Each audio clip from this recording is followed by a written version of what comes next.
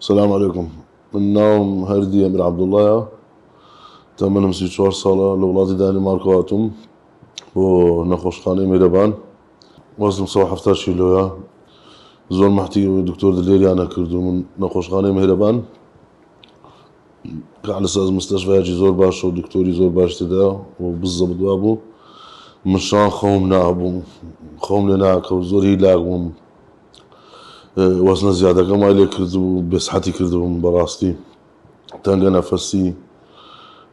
بۆیە بڕیارم ما کە لای میهرەبانی نەشتەرگەریەکەم بکەم و نەجاتم بێ. الحەمدولله ئێستەوە نەشتەرگەریەکەم کرد و نەجاتم هێنا. خوا خێری دکتۆر دلێر و ئەندامەکانی هەموو مستەشفاکەم هەموویان لە گەورەی تاپچووکی بەڕاستی بەڕێز و یارمەتی دەرن و خۆشەویستم. سوپاسی یەک بە یەکیانەکەم، هەموویان یەک لە یەک باشترن.